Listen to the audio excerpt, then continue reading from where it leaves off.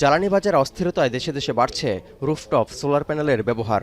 এর মধ্যে পাকিস্তান অন্যতম। তাই দেশটিতে সম্ভাবনাময় খাত হয়ে উঠেছে বৈদ্যুতিক গাড়ির বাজার। সেই সুযোগ লুফে নিতে মাঠে নেমেছে পাকিস্তানেরই lucky motors.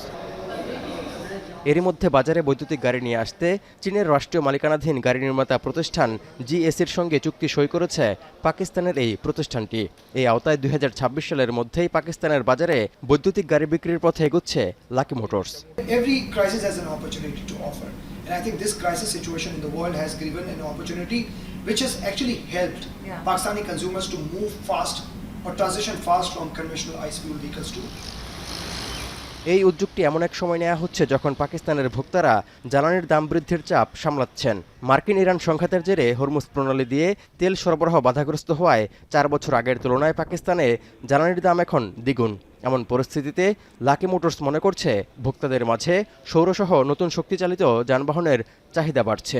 because of solarization in Pakistan, our life has become a little easier, and I would say a lot of people who are buying these products, they have houses and they have solar on the rooftop, so it makes easy for them to charge overnight and then use the car during the day.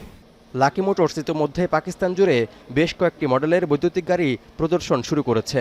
যদিও পাকিস্তানে আগে থেকেই আধিপত্য রয়েছে জাপানি এবং Korean ব্র্যান্ডগুলোর।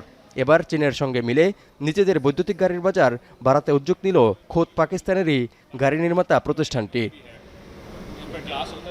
পরিসংখ্যান তথ্য বলছে পাকিস্তানে 1/4 বিদ্যুৎ সরবরাহ হয় সৌরশক্তি থেকে, যার কারণে দেশটিতে বৈদ্যুতিক গাড়ি বিক্রির প্রায় 3 গুণ বেড়েছে।